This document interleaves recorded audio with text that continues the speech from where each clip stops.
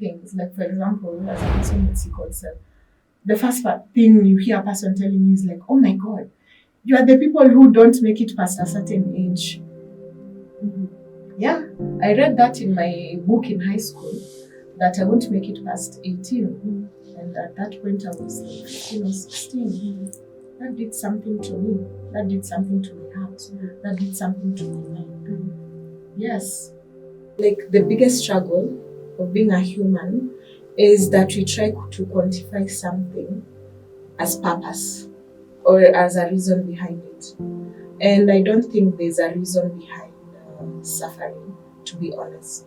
There is no nobility in suffering. There's no number one sufferer and number there's no reward in suffering.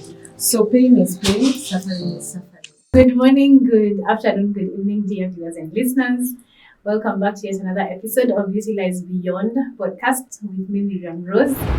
I'm so happy to be joined in studio by another guest, amazing guest who I will let introduce herself, and then we are going to delve into today's topic. Okay. Welcome, Tracy. Thank you. Thank you so much. I'm so happy to be here and be able to have this conversation. Yeah. Yes. So I don't know where the conversation will take us. Yeah, but I'm here for the ride. So yeah, my name is Tracy. I don't know how to describe myself. I've been through many things that make me feel like I'm different every time. But what is passionate within me is support. Supporting persons when it comes to health equity, persons in different kind of health conditions, as well as caregivers who are our parents, creating systems that support them, because caregivers are actually forgotten in the fight. And then also curating conversations on disability inclusion and how to make the world a more cohesive space for everyone. Yeah, basically that's me. Mtetezi wa watu. Yes, with Crimsoncourage. Yes. I have a podcast called Crimsoncourage. So when you go on it, that's the kind of conversation you'll see: mental health, creating awareness about different kind of health conditions, neurodiversities, disabilities. Yes. Yeah, so we actually met last week. Well, I've seen you before, but we met last week where you were holding an event with Crimsoncourage. Yes, and you were teaching us about sickle cell anemia, and we learned so much, and I hope it's something that you will do more of. Yes, so even how Crimsoncourage started, it's actually started as a group of sickle cell warriors and our parents. So we just wanted to be able to speak about, things that affect us, create awareness, and break the stigma. So that's just how it started, as a simple podcast, of us talking about us, our challenges, and our solutions. Then it grew to now the space whereby we are talking about other conditions, how to support, how to understand, what can we do. Yes. It was I really enjoyed learning. I learned so many things. And I was also able to share some of the knowledge that I have about healing, which we also discussed today. Yes. But before we continue, today we have live studio audience, and we are going to receive some questions from them. So that's a new one for us today. So yes, mtasikia maswali kutoka kwa studio audience. Yes. So before then, kindly tell us about who Tracy is and your journey. Then you can just say the general one, or you can delve into your spiritual journey as well. Okay, I'll just wing it. No. Yeah, so Tracy is a person who's been through many things that have brought her to where you are today. So when explaining who I am, it can go through maybe profession, which is the norm out there. When you're speaking to people, you say my background is in this and in that. But I'm really trying to avoid that. Keep it spiritual. Yes, because now I want to look into myself and look at, who am I beyond that box that people try to put yourself into, or the well-presented self. Yeah, so something that has always been in my journey is my health. I was born with a condition called sickle cell. So it's a genetic condition. So a lot of my journey has been actually accepting it, learning to live with it, and not just live with it in the way that we are told, like maybe in hospital, given it's a health condition, or how others expect you to live with it, you know. Because there are some things that we go through that are quite hard. Like sickle cell, you get a lot of painful crisis. So this is really, really harsh pain. And it can go for hours or for days. Yes. So I've even had some people who are like in hospital even for months. Yeah. And some of the triggers are things such as stress. And you know, stress is like a broad word. Yes. So that means it goes with a lot of mental health and self-awareness practices. And then another trigger is because of the nature of our blood, it's always breaking down. We get a lot of inflammation. That means you're prone to getting a lot of infections, like chest infections, homa, things like those, you know, blood infections. So you can find yourself you're on painkillers or antibiotics a lot, because our blood is prone to inflammation. So, and also other external triggers apart from stress is like maybe weather condition. Extreme heat or extreme cold can affect the blood vessels, leading to also the crisis happening. And then also because you see the nature of our blood, and blood is basically water, you need to stay hydrated. Because when you're dehydrated, now the cells are sticking together. So you can have a crisis again. Yeah, so basically, that's what sickle cell is. And yeah, that's me trying to explain it not in a very scientific way. It's very, thank you for, it's very easy to understand how you explain it. Yes. Yeah. So you were explaining how that defines you? Yes, It's part so of your- spiritually, it has indeed defined me, because those are the kind of obstacles that unwillingly I've been going through. Because you see, you can't plan when you're going to have a sickle cell crisis. Although maybe you can say like in July, you're prone to having a lot of it. But who said that you must get a lot of sickle cell crisis? Because it's cold and it's July. But beforehand, I used to believe that. And I used to get a lot of crisis in July. Yes. So just overcoming the mind. Yes. In small ways that you do not even expect. Yeah. So that's how you live. Yeah, because when you're born with a certain condition, imagine this, you're told you have to take certain medicine, you can't do this, you have to do that. Why are you not doing this? You've fallen sick because you've not done that, you know. So there's a lot of blame, there's a lot of fear, there's a lot of that feeling rigid. Yes, there's a lot of lack of trust in yourself. And yet, if you can't trust yourself, who else can you trust? Yeah. Where is God in your life? Well, this is something that even as a person with sickle cell, I started asking myself quite early. And interacting with other sickle cell warriors and other persons with other kinds of chronic illnesses, non-communicable diseases, as well as disabilities, this is a question that now starts coming early. Because, for example, the first way in society that we interact with God is through church. Yes. So when you go to church and the person who's there doesn't understand sickle cell is a genetic condition, meaning you're born with it, and they tell you that tutakuombea, we'll pray for you, and you get healed, you start asking yourself a few questions. Like, I'm being faithful, but sickle kwa nini? Is there something wrong with me? Is there like a beef between me and God? Am I not enough? Yes, am I not enough like other people?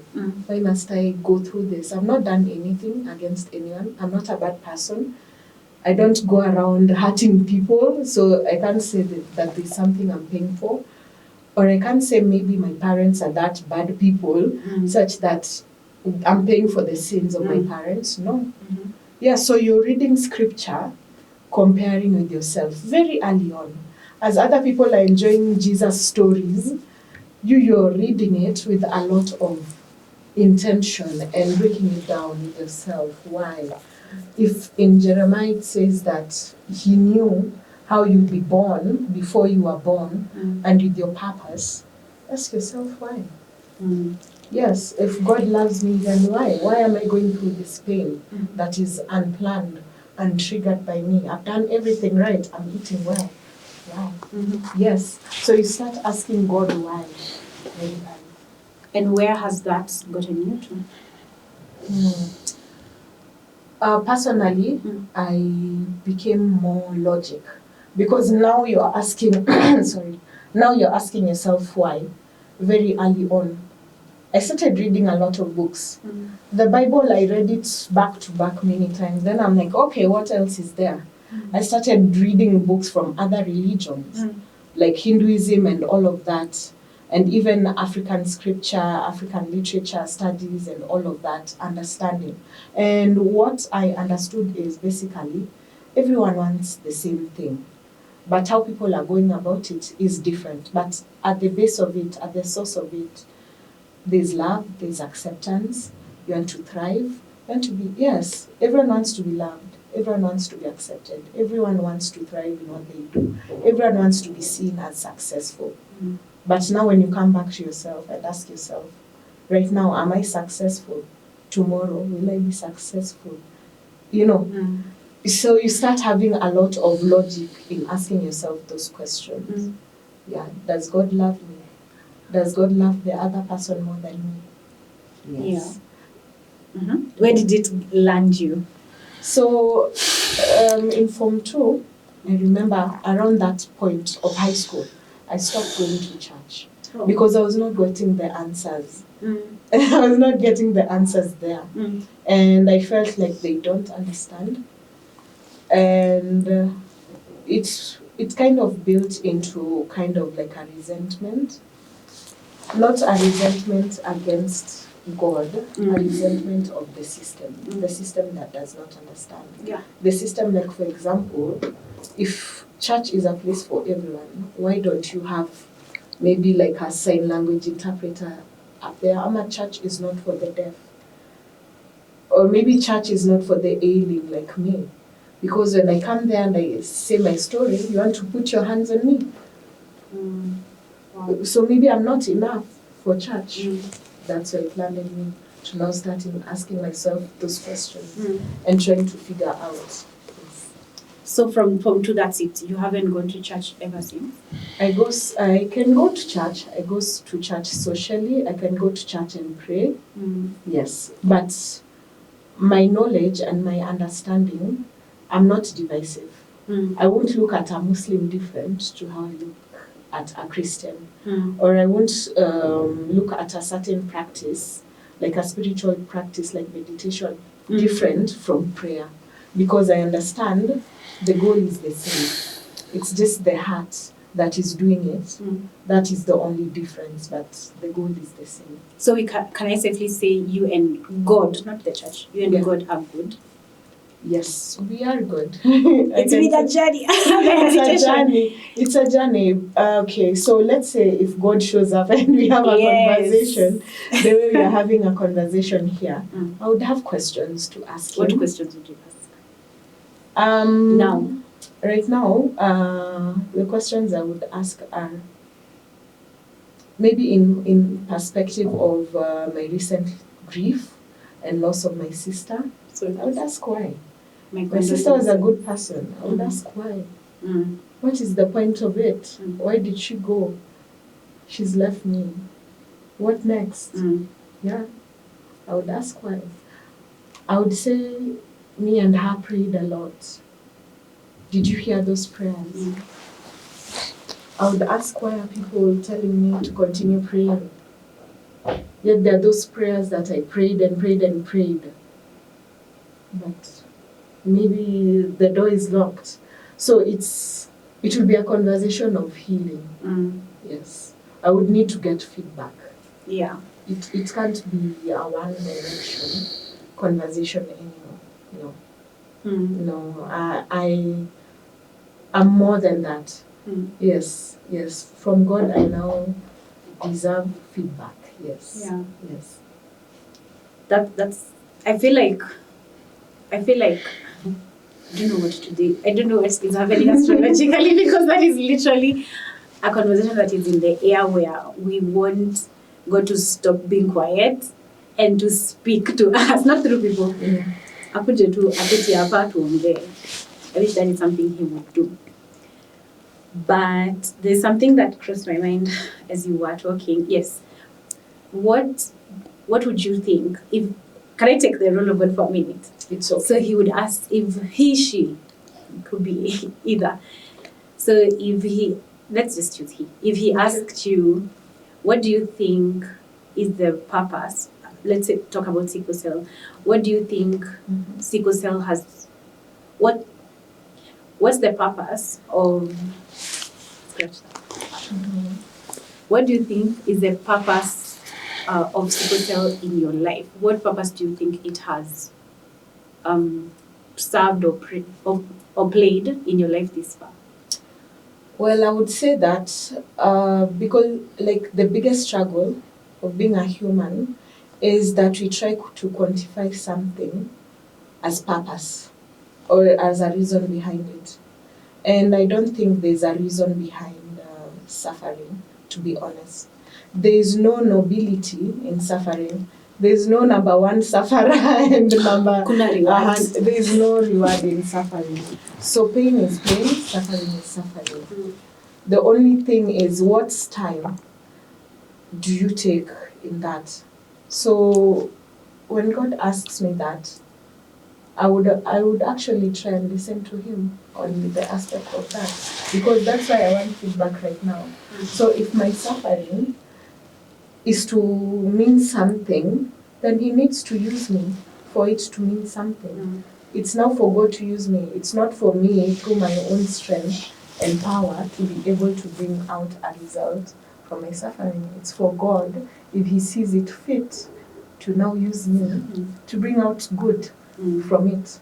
Yes. I feel like through the initiative that you're already doing right now, that could be the purpose it's serving. Okay. The second thing is when you were talking about the transition between when you transitioned from just the church, nothing against the church, but when you transitioned and became the person that you have become right now, that also served a purpose. Because if it wasn't for that, you wouldn't have questioned. Yes, that's true. Yeah. And I would not understand because, like, for example, for me, I see everyone as one. Yeah. There's no difference between, like, let's say a Muslim who has probably sickle cell or any condition. Like, let's say a Muslim who is in a wheelchair and a Christian who's in a wheelchair or a Buddhist who's in a wheelchair. They all face the same kind of struggles. In their hearts, they have the same kind of cries. Yeah. Yes. So that ability to see the oneness in everyone, it might look maybe or sound to you like everyone has that knowledge, but I don't think so. Yeah, unfortunately, people don't have that knowledge. Exactly. Or people like to think that they have that knowledge or empathy, but they do not. And especially in those spaces where people need to have that empathy is where you find that it's really lacking. In the hospitals, in social places where people go for comfort. Like for example, in our churches, in our leaders, you find it quite lacking. Yes. So would you say that the condition has helped you see the humanity in people, the oneness in us, the oneness in souls? Yes. That is a lot of wisdom. That's true. I believe that's what it's shown me. It showed me even the power of being receptive. Yes. The power of, what you're going through does not define you At all. Yeah. The power of rejection of an experience, just that you've been told your condition has to make you suffer in one way or another. You don't need to accept it. You can reject. You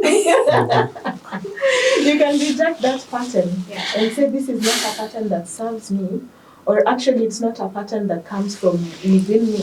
So you can shift away from it. So I can talk for myself personally. I've had to do a lot of psychologically, like breaking of patterns. So, for example, like there I shared one that the month of July, it's cold.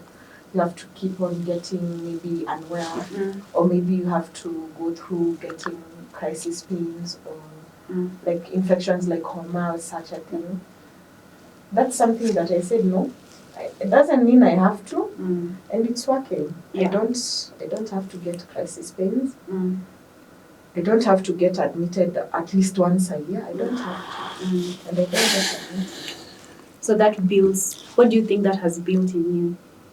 What it has built in me, it's more of self-trust, trusting in my system, trusting in my body, trusting in my cells. Because from the beginning, I was told you can't trust in yourself. You can't trust in, your cells are sickled. So you can't trust in it. You can't trust in your body to carry you. You cannot. So it's me starting to softly understand my body and give my body that respect that it deserves for carrying me this far. Because we are told funny things. Like, for example, as a person with sickle cell, the first thing you hear a person telling you is like, oh my God, you are the people who don't make it past a certain age. I read that in my book in high school, that I won't make it past 18. And at that point I was like 15 or 16. That did something to me. That did something to my heart. That did something to my mind. Yes. So me coming out of high school, I cannot say I was dreaming the way other people are dreaming. I was just living life for the sake of living life. I was not dreaming of, oh, my wedding dress, oh, my marriage. No. I had to feel myself, trust in myself, to now start thinking of such things. I was not thinking of, oh, I'll have a boyfriend, and then we'll do this, we'll do that, we'll turn 50. Because already in the book it's written, don't make it past 18. So probably, me there as 21, ni bahati tu. Because, there are some things you hear, there are some things you read that truly affect you in your psyche in a level that you did not anticipate that it will affect you. In a level that even you as you're living your life, you did not understand it has affected you. But as you reflect, as you look back, you're like, I'm behaving as if. Yes. Interesting. Yes. Because listening to you, before we ask our audience to ask us a question, listening to you when you mentioned about suffering not having purpose, but now listening to you, I'm starting to realize, if in the beginning of your life, before you became a baby, like your soul, before it went into your mother's womb, it stood and looked at your life and decided anything. It was like, hypothetically, I want to pick this condition so that it can help me, A, learn oneness, appreciate people more, 2, learn resilience, 3, serve people like you are doing, give people hope that they can break patterns, they can live beyond 18. And those are just 4 purposes that I've gotten from this conversation. So if it wasn't for suffering, if it wasn't for your condition, those 4 purposes wouldn't have been served for your own soul growth, or also for the people that will listen to you and all the lives that you're going to touch. Does that make sense? Makes sense, because that's something I always ask myself, or I find myself thinking about. Because there are those karmic or akashic agreements before you are born. Soul contracts, all that. Yes, so you wonder, if I truly had a soul contract to do this, then why? Why did I feel that I have to go through certain things, Or why did I feel that I have to break through certain things? But is it making a bit more sense now, having this conversation? Yes, it is. Because for me it's so clear. I can see why it had to be you also. Because you look very strong, and we were discussing it at lunchtime. Yes. Just having a lot of empathy, a lot of loyalty, a lot of strength for other people, the purpose that you serve for other people, but also for your own lessons. Because once you, like when unasema, sickle cell can be had by, regardless of religion, anybody can get it. Yes. So for you, you see past the religion or the affiliation or the socialization. You're able to see beyond the human body. Yes. That is something, like we said, it's wisdom, it's gold. That's a level of your evolution that you've already passed. You utairudia your lesson tena. I agree. That's true. And I feel like the way I have learned, it's either you learn it this way or you learn it another harder way. Yeah, because for me that separation doesn't make sense. Yeah. If I find herbalists right now doing like maybe a cleansing on a baby, and just ask why are you doing this? Because the baby is going through this and that. I can join them. The same way if I find people praying in tongues and I understand the purpose in my heart, I can join them. Yes, so for me, it's not the setup. The setup makes no difference for me. It's the goal. Yes. Yes, and I'm able to navigate through that. There is no fear in it that, this herbalist will do something. I have no fear in that, because once I enter, I'm able to regulate myself. Yes.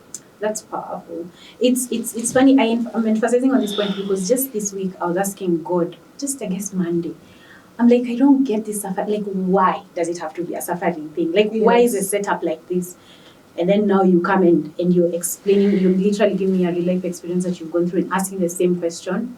Yeah. And I'm able to see through you that it has purpose. Sadly, it has to be suffering, but it has a paramount purpose. Yes. I think once now you're able to get stillness in the things you're going through, you can overcome. For sure, yeah. It's not easy getting to that point of stillness. It's not easy. It's not easy getting to that point. Or it can be easy. Sometimes it's just a snap and you're over it and you'll never go through that pattern again. Sometimes because it's something that's ingrained in you, like maybe from childhood up to now. It's a bit of a struggle. You keep bouncing back and forth. You know, there's no one switch. It's not a switch. Yes. Wait, audience. Yeah. So thank you for having me as an audience. But the conversation is good. The conversation is, it is deep. So my question is, how do you handle stigma? Stigma? Yeah. That's like a everyday thing that you can't really have one way of countering it. Yeah. It depends on how a person approaches you. Yes, it honestly depends on how a person approaches you. Because a person can approach you and you just see this is a person who lacks knowledge. So there's no point of getting upset. Or there's a person who can approach you arrogantly. You give them if they've gotten you in that space of, I can give you back a good answer. I'll give you back a good answer. If it's just someone who's seeking to, there are different ways of asking questions. Would you care to share how an arrogant, stigmatized comment would look like? Okay, so for example, persons with sickle cell, some show different kind of symptoms. Some have like bone damage, so you might find physically challenged. Some have even organ damage. Some even, it affects their eyes. Some even to the level of getting a stroke and all of that. But something that's also a bit constant is jaundice, because our blood is breaking down. So for me, that's the most common question I get. Why are your eyes yellow? Why are your eyes yellow?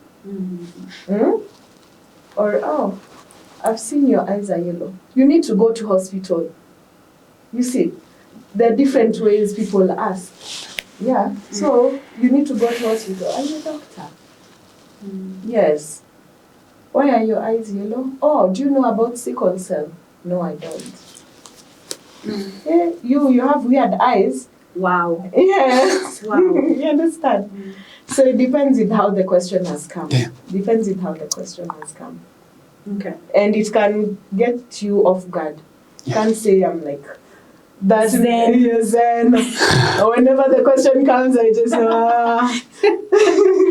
why is I yellow because of it?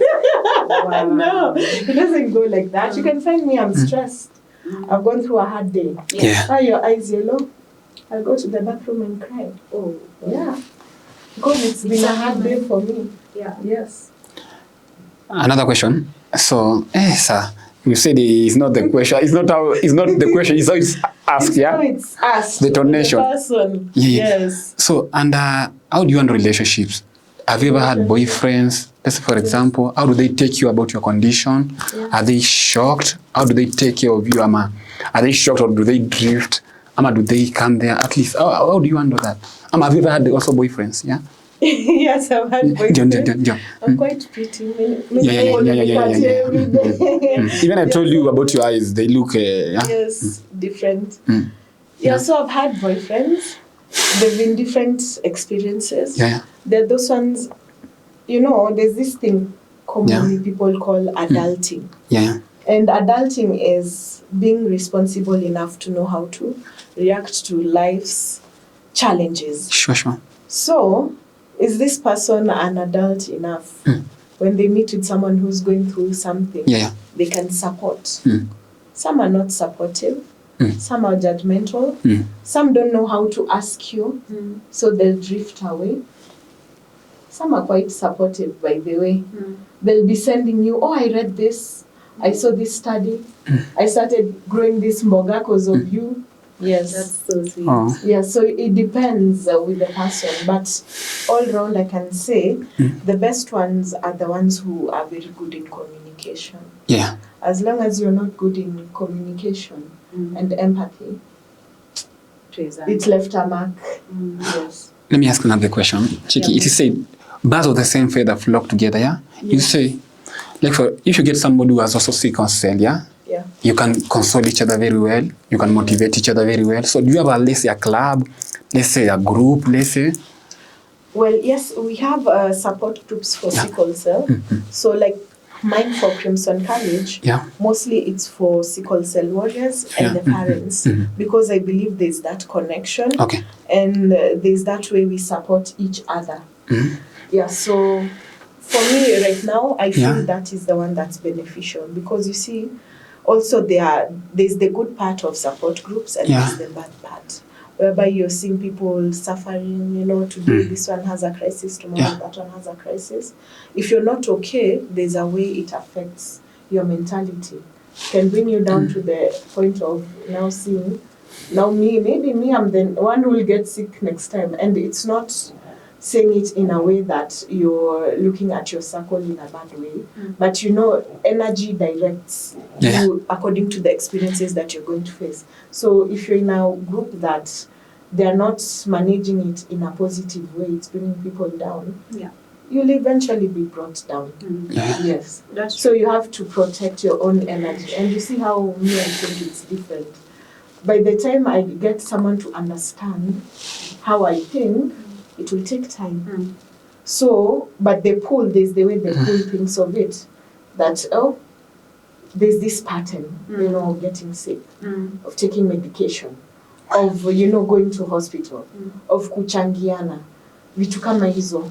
So it can make you forget, or make me sometimes forget the fact that I've come, the work that I have done, because I'm an empath. I'll be pulled down. Yes, I'll be pulled. So I have to be very careful in regulating. Yeah. Yes. Let me have questions. I love the questions. Yes. So there's a word that you said, warrior, sickle cell warriors. Warrior. So the warrior now comes from where now? Okay. So when we were growing up, when you go to hospital as a person with sickle cell, there's a way they refer to you, sickler. It's not good. Yeah. Because now it means you're a sickling. You're prone to getting sick. And that's how persons with sickle cell have been referred to or used to being referred to, because our first point of contact is hospital because you're dealing with a medical condition. So imagine you from when you're a child, from when you could understand, you're not like your friends in school who have to keep going for hospital, like maybe medical checkups or appointments, you understand. Then when you go for these appointments, you're called a sickler. What do you think that would do to you? It will make you rush off. Yes, you keep falling sick. Yeah. Yeah, you become a sickling. So we changed the narrative as warriors. We don't like being called sicklers because the word itself has a lot of negativity in it. So we decided we want to be warriors because our nature is that one of fighting. We don't give up. Yeah. Despite the pain, despite the ups and downs, despite the stigma, despite kuachwa with the person we thought you would understand or would understand you and empathize with you, we still move on. So we are warriors. Yeah. Yes, we are warriors. I love that. Should I go on? Okay. You see that kuna mboga even they plant, at least when they hear those who love you so much. Like for them, chakula gani mnakulanga? Like, so for sickle cell, because of the nature of our blood, our blood is always breaking down a lot. So the normal red blood cells for a person who is AA, that is the normal genotype for hemoglobin, your blood takes 90 to 120 days to break down. But for someone with sickle cell, it takes from 10 to 20 days, it can start breaking down. Okay. Meaning we are anemic, always anemic. Tufanye nini? We are anemic because our blood is always breaking down. It's called sickling. Yes. So that means we need a diet that supports us, that has a lot of iron phosphates. So not just mboga. You have to go to the mboga kienyeji.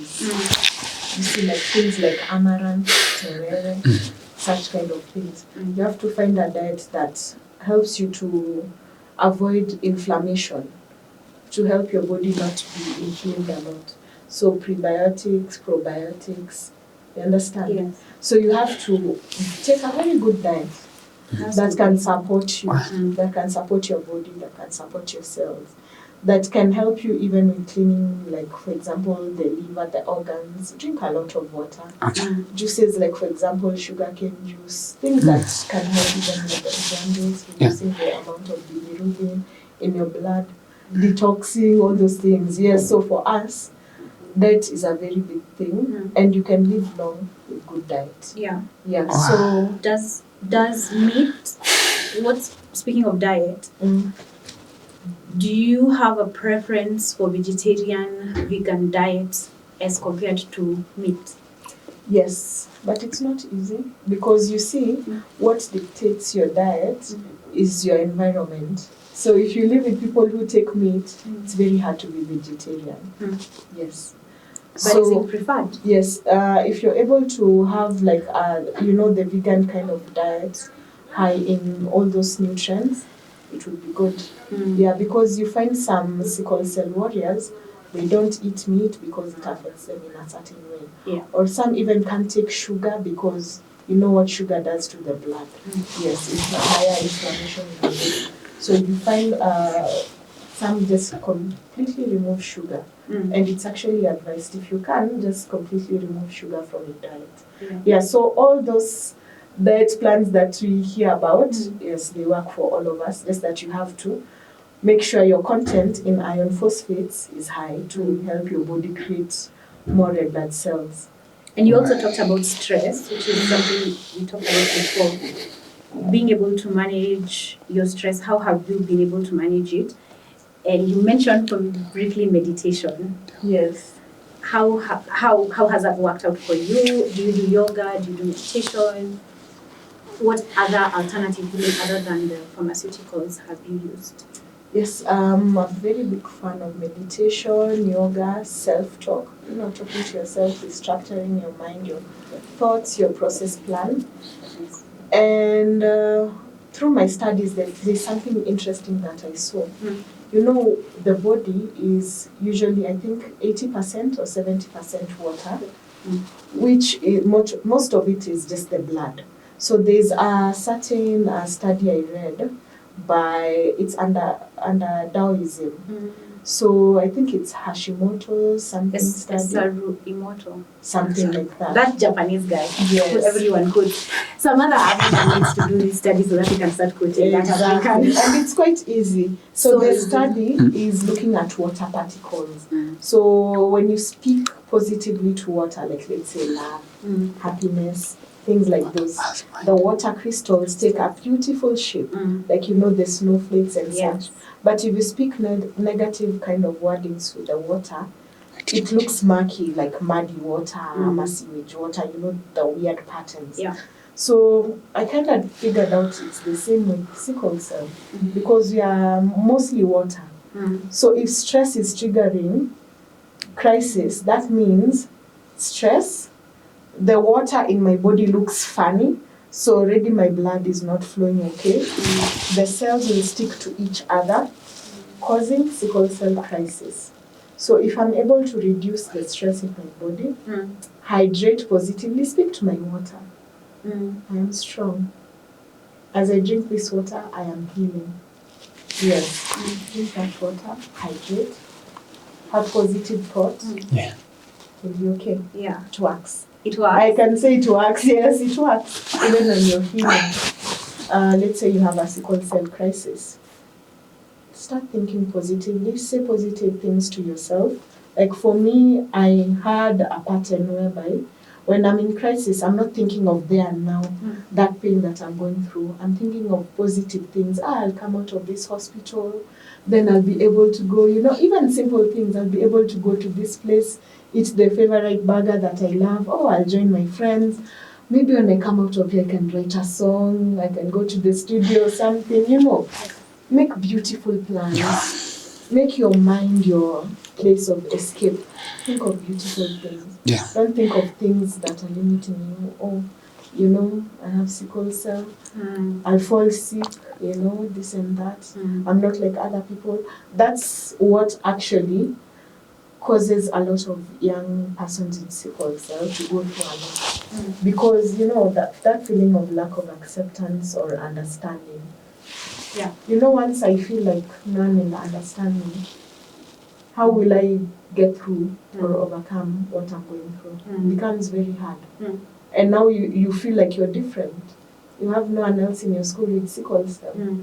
The teachers are treating you different. Yeah. Msicheze na mbona mnamkimbiza sana na sickle cell. So now the whole school knows you have sickle cell, and not in a positive way. Yeah. It's Oishi. Yeah, it's Oishi. I've just had an epiphany of the discussion we were having before. Yeah. How about the reason why you came with the condition has nothing to do with anything you did in the past. It has everything to do with the fact that you knew that you were strong enough to handle it. So you had to, so that you can teach exactly what you're teaching. Like I could say exactly what you're saying. The Japanese guy can do all the water crystals, but the way you are passing the message to the people who will listen to you is gonna be received completely differently. That's true. That's what I just thought. That's true. It doesn't have to have. It's not that question you asked. Oh, Kwani, what did I do? What's the punishment? I'm thinking.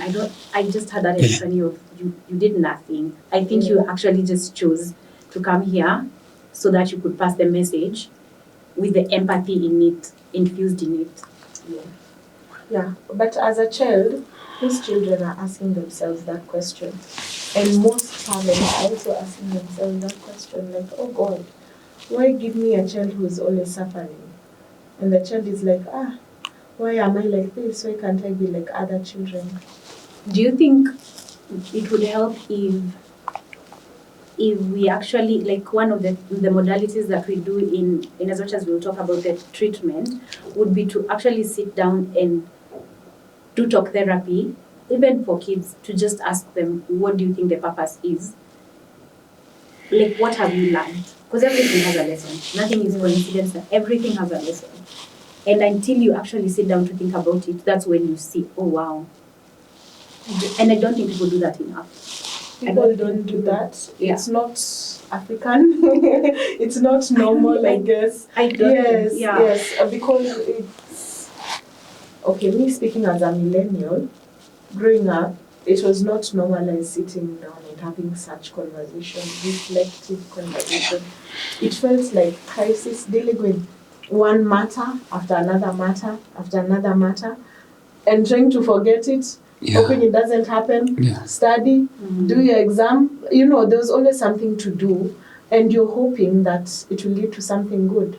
Like, for example, if you study, you get the best grades, you go to university, you'll get a job. I feel like that is the consciousness that everyone went through. Of you need to do certain things, and hopefully the result will be good. But right now, the crisis in life is that the result is not what was promised. Like Gen Z, that's why we are protesting and all of that, because we did what we were supposed to do. Now look, what's next? Yes. So then maybe could this be a call then to add that tool into the toolkit, where people start being taught even from the young age, where you started questioning, if you could start being told to look for the lessons or the purpose or the bigger picture or the more positive picture, then it would be probably even a less arduous journey. Yes, it will be less traumatic. If we are able to start teaching our children young. Like, for example, this world is all about community. So if you're teaching your child well at home and you take them to school, you've protected them. Let's say they have a certain condition. You've done what you're supposed to do as a parent. Maybe you're giving them a good diet. You have like medical insurance for them.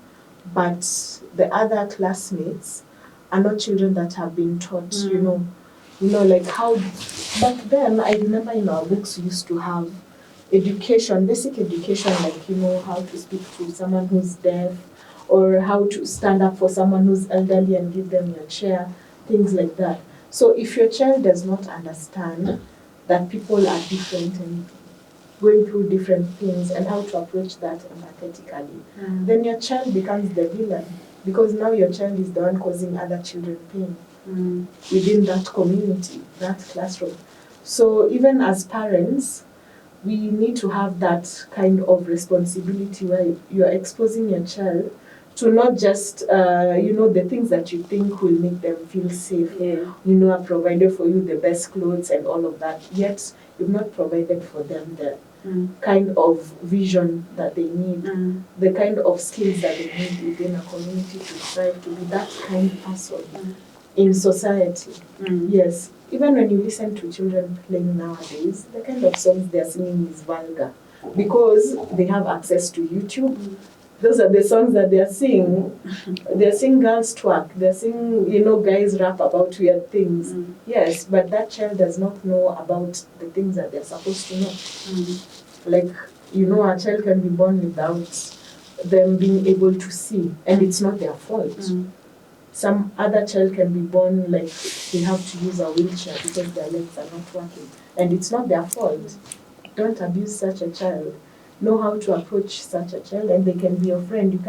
You don't have to be afraid, of someone who's different. Yes. On that note, what lesson overall, having dealt with caregivers, do you think being given the gift of such a child in that home would benefit such a caregiver? I think empathy, patience, understanding, because any child who's going through any kind of health issue or disability or anything like that, the only way they can thrive is if you can be able to create an environment of love, yes, and stability. Yes. I learned somewhere, there's another group we have where there's a lady who has a child with Down syndrome, and she was asking what the purpose would be. And we went and researched, and we learned that the child, so we saw a case where the child, in that case, had specifically come to that family to alikuwa kae, but then the people who are the caregivers were specifically supposed to learn, like you said, empathy and patience and love and acceptance. Yes. So this child was actually a gift. Yes. Yes, for this family. And I know another case where a similar thing happened. The child was also disabled, and they actually passed on afterwards. I don't know if you believe in karma, but they came to take the karma of these family members. Okay. Yeah.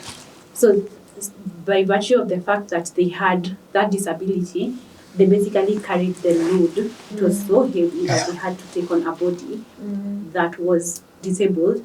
They had to take care of this That child. energy was too much. It had to go to a physical body. Yes. Okay.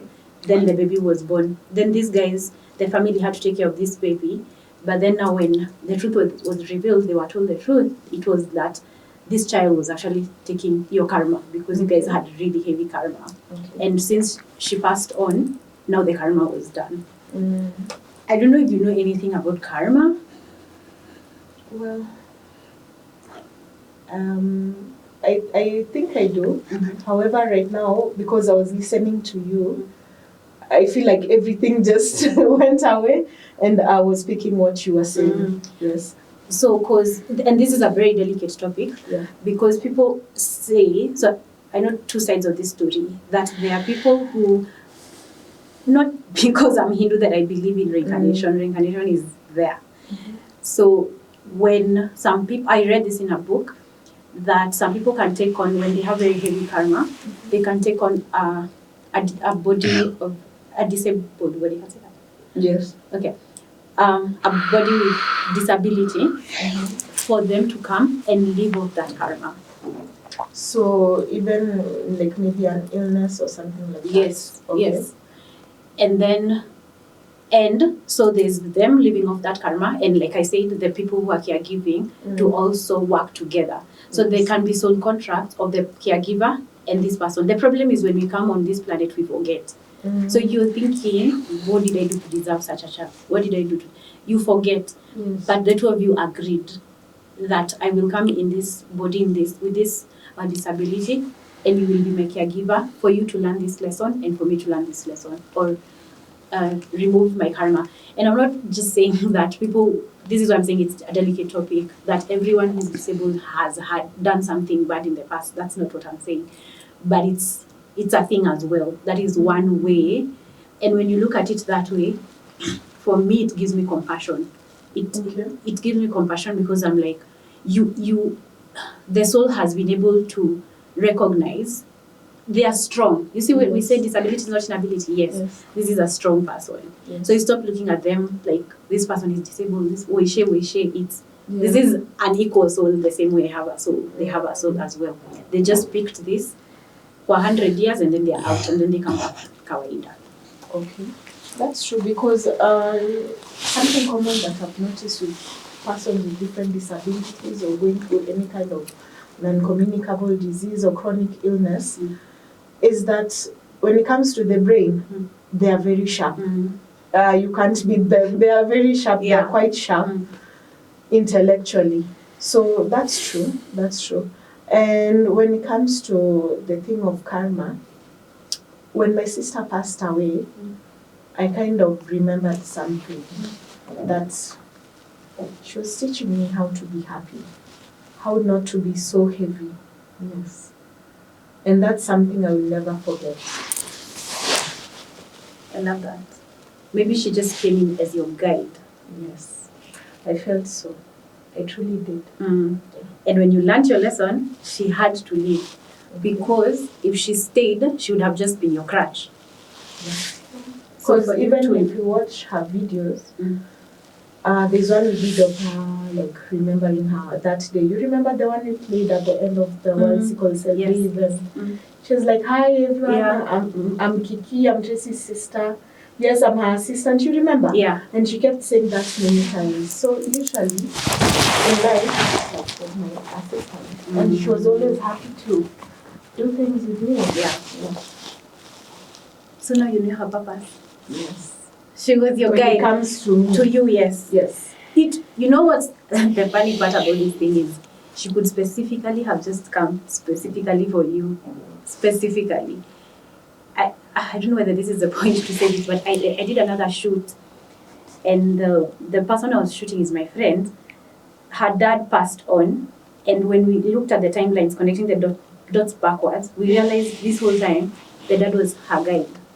And the moment she picked, so from the beginning, the dad was trying to tell her to take a spiritual path. The moment she took a spiritual path, he left. But the beautiful thing is they just leave the physical world because you don't need them right now to be physically here, but they are with you in spirit.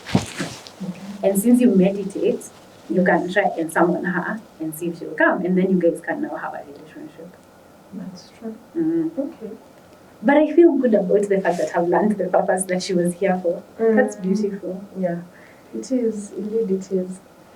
And when she passed away, I feel like I really struggled with letting her go. Because even here in the physical world, I felt like I was her protector. We did things together. She trusted me enough to protect her. Like, if we are going somewhere together, she would not fear.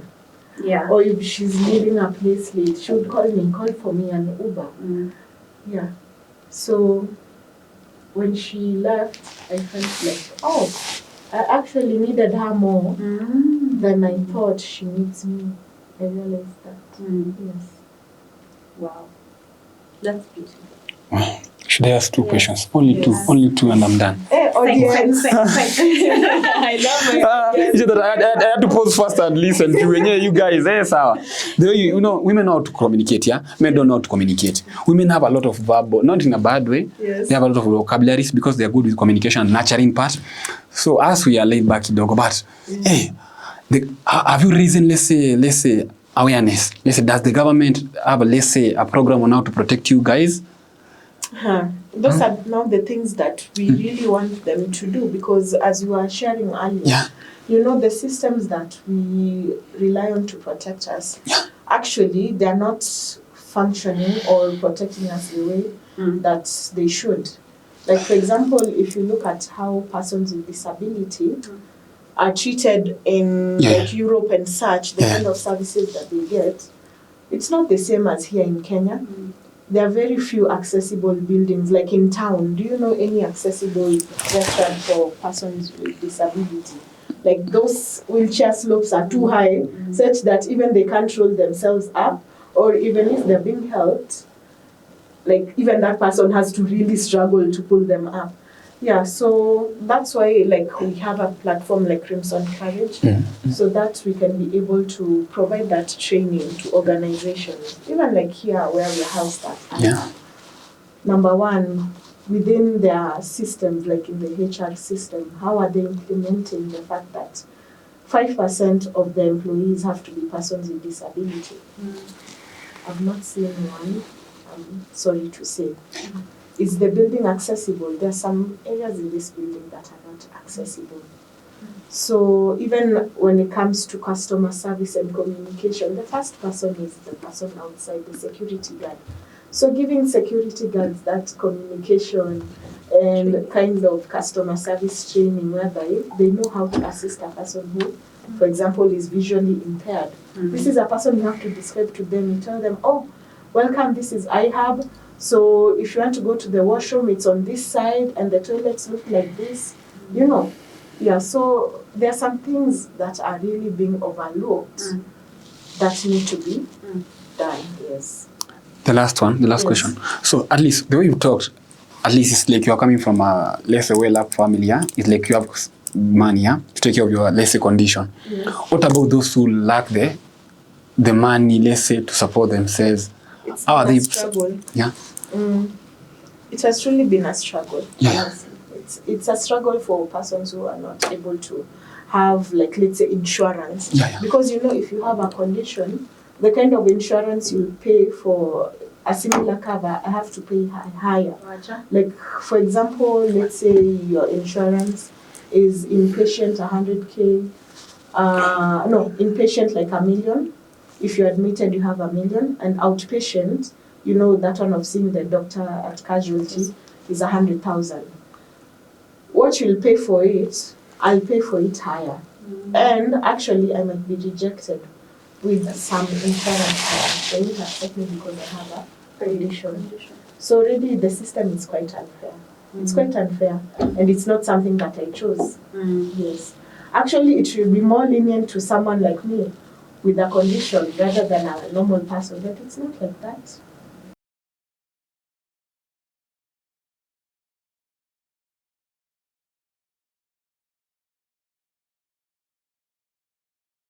There's a question I asked about, there's something I've recently chanced upon, different or alternative therapies or different healing modalities that from the places I got them, they were not African. The only African-based alternative therapy was plant medicine from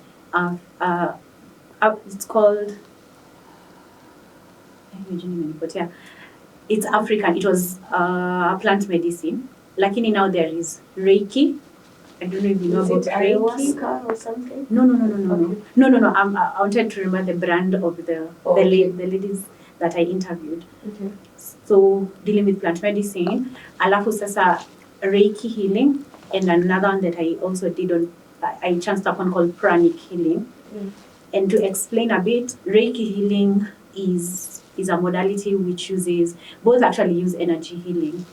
Pranic, you use the energy of prana or life force energy that's literally the air.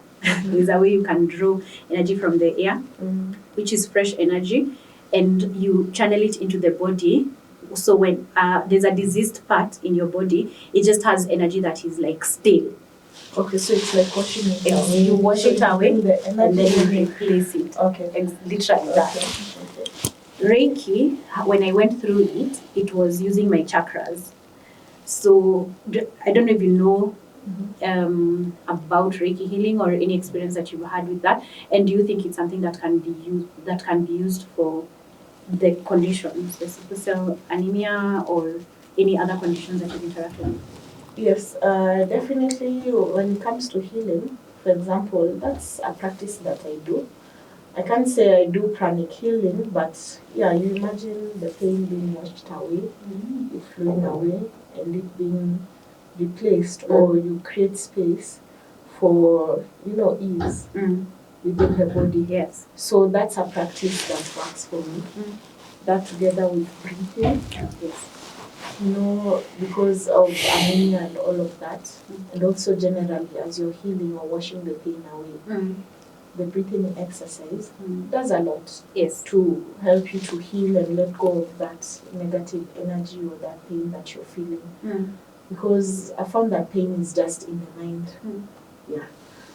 So that will truly help if that kind of modality or healing is given to even caregivers to help them, support them with their mental health, because they're going through a lot and people around them can't relate. Yeah. And if anyone asks them something, they'll be like, mtoto wako aje? No one asks them, how are you? It's quite hard for people to ask them, how are you? Yeah. So yes, they need this kind of support. They need this kind of support. Yeah. Yes. So that is obviously something we're going to talk about, and I'll introduce you to the people. I really honestly want it more in the hands of Africans. Yes. Because right now, they are not Africans. They are, you understand, like they are Indians. And these modalities are known by Chinese, Asians, Africa too. And the funny thing is the origin came from Africa. Africa. The origin of all these modalities came from And then Africa. we lost that knowledge. And it's about time we bring it back. So how do you get people to accept it? That's the what question if I I call, like, let's say a group of parents, and our African background, it's Christianity and all of that. How do you explain it to them in a way that they understand it's something that will serve them? Because most people comes from that fear and that judgment. Pastor wangu akijua niko hapa. You understand? Can't desperation be the solution? Like you're so desperate for a solution that you'll take anything. Hatujafika hapo. Tumefika hapo jamani. But now people look at it like you're doing the wrong thing. Yani uko so desperate that umeingia kwa mambo hufai kuingia. Okay. You understand? Because they don't understand it. They don't understand it. Like, I don't know if I should say it. Let me not name names. Yes. There's a very big pastor. If you're a person who has this knowledge, you'll be able to see that what they are doing is playing with people's energy. Yeah. The prana healing and all of that. Reiki, because getting that person to scan that person to the level whereby that person, you touch them like this, or you just do this with their hand, the person falls down. Then when you wake up, the person wakes up, they're able to heal the person through prana. But now, ukienda uambie hiyo pastor hatakubali. Do you think that we just need to open it up for whoever is interested? Do you think we should pretend? Not pretend. Maybe someone can pretend they're a pastor. No, Yes. there is this information. Yeah. What I think should be done. Because those pastors are pretending. What I think should be done is Yes. for, let's say, like the training, the chronic healing training, because it's a training like I had to go through, needs to be done to an African who now can train other Africans. So like you, because you're a champion, you and a few other champions can go and get the training. Okay. So this training, and then now you go and train it. You become a trainer of trainers. Unaona? Yes. Something like that. Because if it comes from, also, I do understand where, if I completely get it. Like if I'm gonna go to, like my Reiki practitioner healer friend is Indian, of Indian heritage. She's Kenyan, but she's of Indian heritage. The chances that people will listen to her and chances that people will listen to me if I go to train them about Reiki, they will listen to me more because I am more familiar. People push away what they don't understand. Yes. So that's what I would do. I would go train as a Reiki practitioner and then come heal people. Or go train as a Reiki healer, pranic healer, then come train people. So let me ask you something. Yeah. If you begin a Reiki session with a prayer, Yes. that will open people up. Funny enough, you do. Mm. In fact, in pranic healing, we use prayers of St. Francis of Assisi for the Catholics. There are so many, actually it's funny you say that because there are so many prayers Yes. to the Supreme God. Mm. He actually almost looks like Christian. So that's actually a really good point that you said. Yes. So, to make people understand that it's all one and for them to be comfortable with it. Yeah. So you just include in Jesus' name. Yes. Yes. Point. That's Yes. a good point. Because it's one and the same thing. Same, yeah, and it makes no Yes. difference, Yes. honestly. Like, it's still Jesus, it's It still is. God. Awesome. Mm. So I think that that is something that's going to change people's lives. These other alternative therapies, and now that we know that pharmaceuticals are not invested in your well-being, how will they make money if you guys are all well? That's true. Me, I'm not even ashamed of saying to those people. So yeah, unless you have anything else to say or ask. I believe a person can only be able to help you according to the level of knowledge that they have. Mm. So definitely when you bring up that question of alternative healing to like the pharmaceutical industry or like a general doctor or pediatrician, that's a conversation that they are not willing to have because they know the modality of medicine, of, hii dawa ni ya infection. Yes, this bacteria brings this kind of ugonjwa. But they don't understand how to treat an illness that has gone beyond the body. An illness that is triggering because not of the body but outside circumstances, which I like to call autoimmune illnesses. Those are illnesses that come because of outside issues, because those are illnesses even them themselves they don't know how to treat. They're just giving you dawas with hopes. But they're not really treating that illness. Yeah. Yes.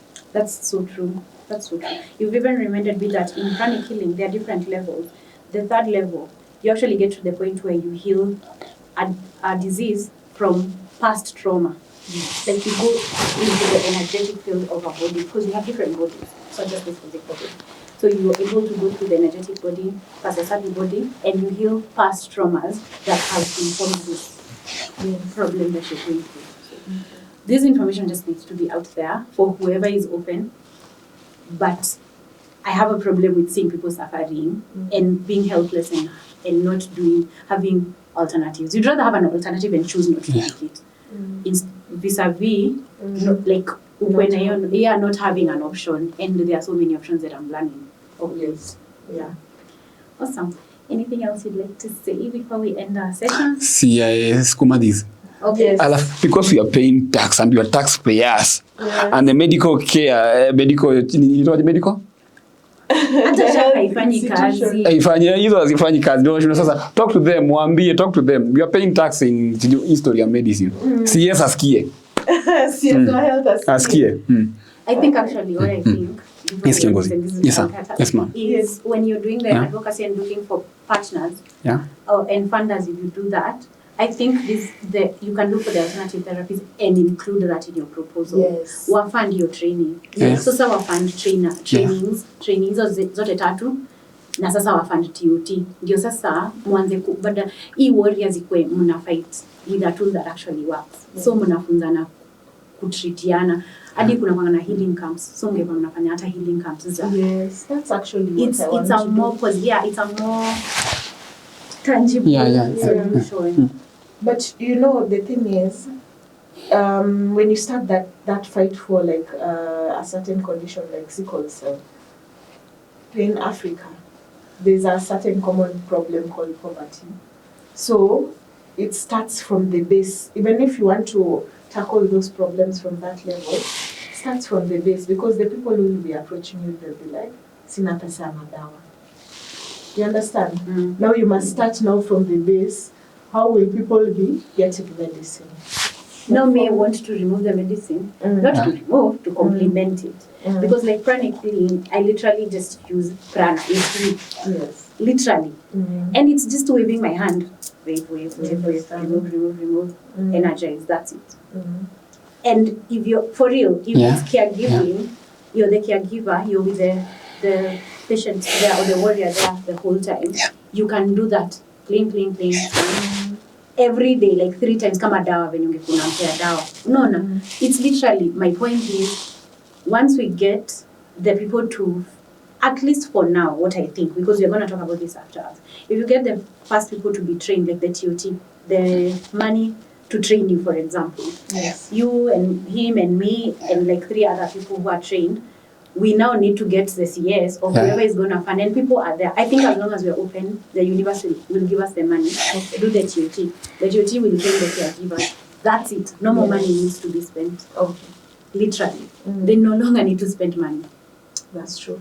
That's a program or something that I've really wanted to do. It's in my heart. I just need the support. You know, the trainers to be able to train people. Me being able to speak out, you know, about it in a way that I'm supported. You know, it doesn't look like, hey, Tracy with her funny things again. Yes. Yeah. So definitely that will be something that will help the community. And it's something that I would really want to look at, how I can be able to serve it to people. Number 1, nutrition. And number 2, alternative healing. I have those 2 people in my networks. Cool. I think we can end it here and then go and exchange contacts of those people. I'm so excited because I swear I think if I can just change one person's life with the information that I have, I think I can die peacefully. But I'm living until 90. I don't know 90 what according to my family reading. But if we are able to even get a few people to learn about herbs, plant medicine, pranic healing, Reiki healing, who are Africans who can help other people and 10 other people, 100 other people, we are good to go. We don't need insurance. We just don't. We start living the way we used to live in the Garden of Eden or Africa when it was not colonized. Let's turn the community of alternative healing towards helping persons who are facing different kinds of health complications and disabilities, because those are the persons who are really affected, even with just mental health. Let's just start from there. Yes, and their awareness is so limited. So you can imagine the kind of information someone who's visually impaired, that they have quite limited information, or someone who's deaf, quite limited information. But if we are able to open them up to these modalities, you'll find that they have superpowers. I was going to say that. You got that from my mind. Because as we've said, their intellectual is at a level that is not of a common person. So you might really find we are unlocking the gifts that they had and nobody was unlocking. yes, Exactly. especially persons even with different kind of neurodiversity, because persons with different kind of disabilities, you find they are on the spectrum. Yes. Yeah, that means that we're not using a lot of potential energy. Exactly. So let's build a program that will tap into that energy. Exactly. Yes. Tracy. Yeah. You get me. Thank Yes. you. Thank you, viewers and listeners, for watching. I hope you've learned something. If you have ways to support this cause, please reach out, or if you know anyone, please reach out to us, because ultimately you are affected or one way or another, because we, as we saw earlier, we are all one. So thank you for joining. Thank you, studio audience, for your questions. It was lovely. I hope it was lovely for you as well. It was. We were able to speak about things I wanted to speak about, but I don't even know how to speak about them. That's nice. Yes. I'm glad. Yes. Cool. So until next time, kwaherini. Bye bye. Bye.